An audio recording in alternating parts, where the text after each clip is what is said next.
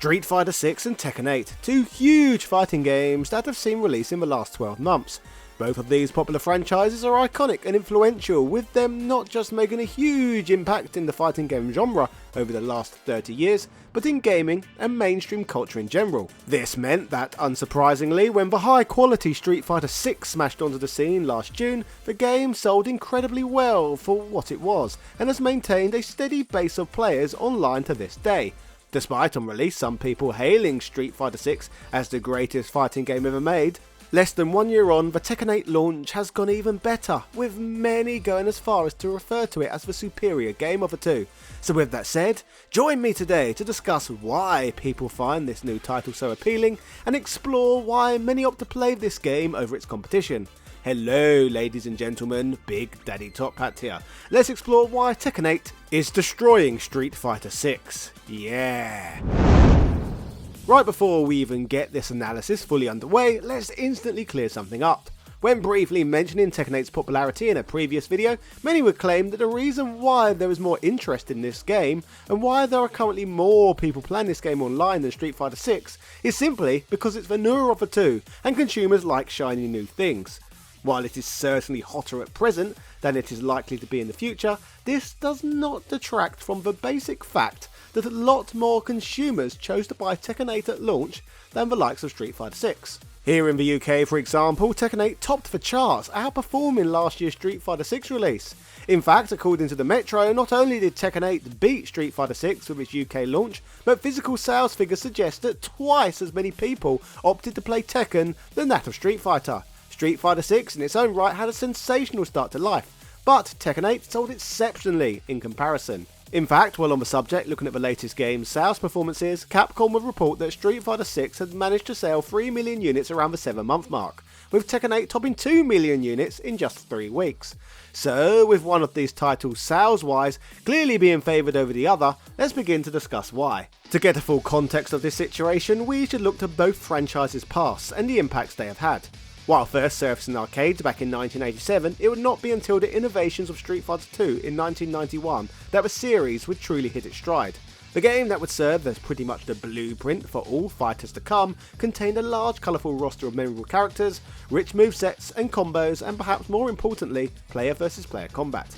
This revolutionary title ended up being everywhere: arcade, home consoles and home computer formats, with it proving so popular that it spawned a crazy amount of merchandise, and even a live action movie. Street Fighter 2 is considered iconic for a reason. Fast forward just a few years after Virtua Fighter had established the polygonal fighter, the original trilogy of Tekken games would be born. These three fantastic offerings were each better than the next, helping the series not only become the most popular in fighting games, but one of the most popular of the time, full stop. This raises the questions: how did Tekken topple Street Fighter through the period and become the mainstream's king of fighters, and where did it have the killer instinct where Street Fighter didn't? Let's break this down further. The Tekken games initially arrived in two places: in the arcades and at home exclusively on the Sony PlayStation. At the time, the most popular console that had ever seen a release, and it was a platform that had an audience with an insatiable appetite for polygonal gaming. The PlayStation was like nothing before it, and through product placement, slick marketing campaigns and an awesomely curated lineup of titles, it helped ensure that the PlayStation was the cool console on the block. But Tekken games, with their very on-brand PS1 graphical style, would quickly become some of the most popular games on the already most popular platform. The PlayStation was a console that reached a broader audience than ever before, including teenagers, adults and even more girls than with previous generations.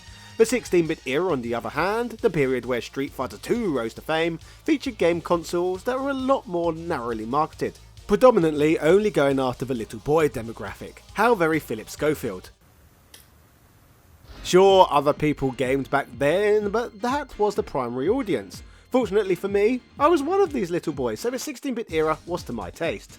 This meant that Street Fighter 2, with its complicated combos and button inputs that required precise timing, was perfect for young lads who had no responsibility, a lot of free time to waste, and had no problem spending time learning the mechanics of the game. So Street Fighter 2, which requires a higher skill entry level to enjoy than most modern games, was ideal for the period. But fast forward to the next generation, and with a new, broader audience, consumer tastes had clearly already started to change. Through this age, the Street Fighter brand will continue to mostly lean into its competitive nature, with Capcom choosing to mostly keep it in 2D to provide the most accurate timings and hitboxes as possible for players. The problem was though, although there was an audience hungry for games like this, the average gamer just wanted to play something they considered to be fun, and more importantly, looked flashy and new. The Tekken games provided all of these things in abundance. Aside from featuring the graphical style that was on vogue at the time, the early Tekken trilogy featured a control scheme that was not only different from that of Street Fighter's, but a control scheme that was far easier for first time players to instantly be able to get their head around. Tekken's controls were novel as each character's limbs were intuitively mapped to a different button on the controller. This was much easier to instantly pick up and understand than say Street Fighter's 6 buttons, which represented a weak, medium and strong punch and a weak, medium and strong kick. In fact, think about this for a moment. If you weren't familiar with fighting games at all, and you were trying Street Fighter for the first time, and you were aware there was a strong punch and a strong kick button, why would you even want to use weak and medium attacks? 4 buttons mapped to 4 limbs makes so much more real life sense. This meant that if you were a novice gamer, or someone that didn't game at all, you could play and enjoy a Tekken game with a high probability of you getting some instant wins against the CPU. In many instances, particularly if you're taking on Ryu and Ken early in the game, the Street Fighter 2 CPU would usually choose to annihilate most newcomers, with an attitude of get good or go home and be a family man. The Tekken games were way more welcoming, but there are even more reasons as to why one of these games hooked new players in and made them stay than the other. In Street Fighter 2, a single player playthrough essentially features one purpose: run through a gauntlet of opponents and defeat M. Bison at the end of the game. That's all there is to it. Sure, each fight had their own ending, but they were so basic that most people didn't really care to see them anyway. When Tekken came along on the other hand, beating arcade mode, we would be treated to rich CGI cinematic sequences that helped us not only piece together the universe's mysterious lore, but also give us a reason to beat arcade mode with every character in the game.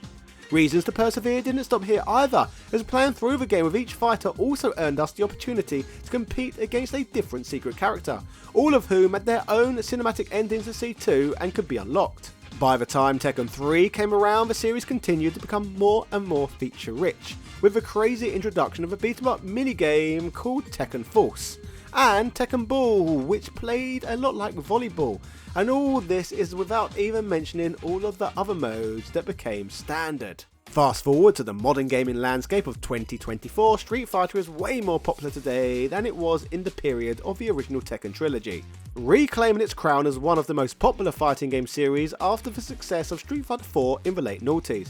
Today though, with both franchises existing with a decent mainstream standing simultaneously, let's try and break down why Tekken 8 is selling better than Street Fighter 6, beyond Tekken simply being positioned stronger in the past. As stated earlier in the video, Street Fighter 6 would arrive on the scene with a bang, with many keen to try out Capcom's latest competitive fighter and experience playing the Street Fighter for the current generation. Many who play the game would find it highly appealing, in part thanks to its mix of newly redesigned classic characters and interesting personality-filled debutants. If there is one thing Street Fighter often does right, it's its characters. Building on the shortcomings somewhat of the series, particularly the abysmal Street Fighter V launch, Street Fighter 6 was instantly more feature-rich, with the game containing the Fighting Ground, World Tour and the Battle Hub. World Tour mode is particularly interesting as it includes something the series has never seen before: a single player mode where you play as an avatar and can wander Final Fight's Metro City in a story mode featuring plenty of scenes and confrontations that expand our immersion into the Street Fighter world. The Fighting Ground mode contains the more traditional arcade training and rank matches, and the Battle Hub acts as an online lobby where players can compete with others. The opportunity is also there to play emulated Capcom arcade titles using the same technology as the Capcom Arcade Stadium series, but that just about sums up Street Fighter 6's features in a nutshell. With Tekken 8 on the other hand, just like in the good old days, the game completely obliterates Street Fighter with its huge number of features on offer, offering the average gamer a lot more reasons to keep coming back to this game than simply just getting better competitively to beat other people online. I realise that this is the primary reason a lot of people play fighting games today, but I can assure you that the average gamer is hungry for more bells and whistles, and Tekken 8 serves them up. To counter World Tour mode, Tekken 8 features an absolutely huge cinematic story mode, which contains around 4 hours of story battles and epic CGI sequences. The story in typical Tekken style is simple and digestible enough for newcomers to get their head around, yet at the same time continues building on the events of characters and story arcs that were being built on in previous games. Something that Street Fighter 6 seems to have really struggled to do comparatively. They gave us little reason to care about the title's main villain JP, beyond the comics purchased separately that expand Street Fighter 6 lore. The story of the Devil Gene, on the other hand, remains entertaining, with new characters such as the now already beloved Reina being exceptionally integrated into the story, but more on her in a future upload. For Golden Age Tekken fans such as myself, the Tekken tradition also makes a return of being able to play through an arcade-like mode with each character, with the opportunity to witness a different cinematic ending occurring after each. With Street Fighter 6 for this mode, they only bother to draw single frames with accompanying text. Tekken provides us plenty more reason to invest in its character lore. Of course though, being Tekken, the awesome additional features far from stop here, which brings us to talking about the game mode known as Arcade Quest. Like in Street Fighter 6, players have the opportunity to create a customizable avatar and then work their way through a story. Featuring multiple chapters rather than entering into the universe of the King of the Iron Fist tournament, in this narrative you play as a humble arcade goer, whom with the help of friends, you're taught about all the fundamentals of playing Tekken 8. While essentially functioning as a training mode of a beautiful shade of paint, by engaging with this there is an opportunity to earn EXP and fight money, so in typical Tekken fashion, players are rewarded for their efforts. Not only that though, this also provides players with their first foot in who want to attempt to play the game online against others competitively. Building on modes, there is also one known as Super Ghost Mode, which allows you to train up a ghost by fighting against it so you can learn how you fight. This cool feature not only allows you to fight a ghost of your playstyle, but other people's ghosts, meaning you can fight against a husk of them without them actually being there. For long-term fans of Tekken, the classic minigame known as Tekken Ball also makes a return, and online play, such as ranked matches, can be indulged in the Fight Lounge. As for combat itself in Tekken 8 and Street Fighter 6, both offer very rich but very different experiences, with it merely being a case of taste regarding which one you think to be better of the two.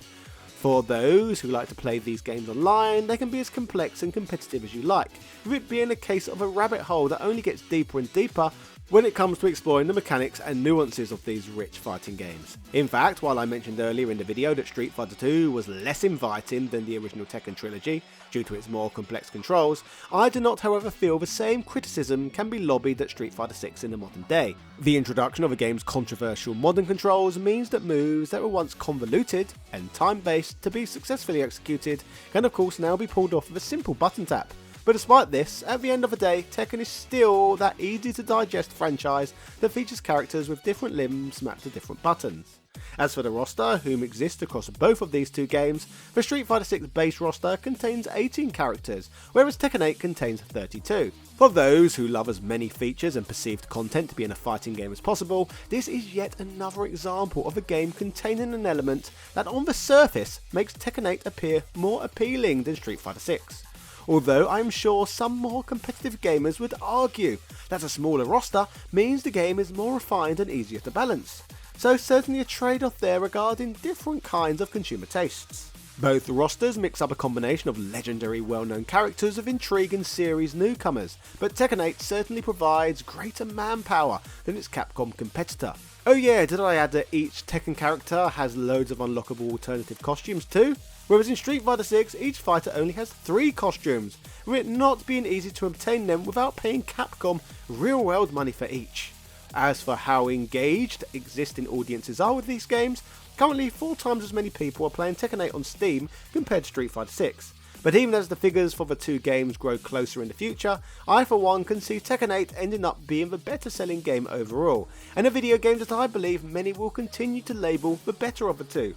Throughout most of history, Tekken has sold better than Street Fighter, with this largely being down to the facts that Tekken is the more feature-rich of the two, and traditionally a hell of a lot more pick-up and play to newcomers. This is why I think the average consumer would be likely to pick Tekken 8 over Street Fighter 6, despite them arguably being matched in quality mechanically. Comment below what you think of these two games, and which you think is the best. Then subscribe and check out my recent upload on why Mortal Kombat 1 is in trouble. Yeah, cheerio.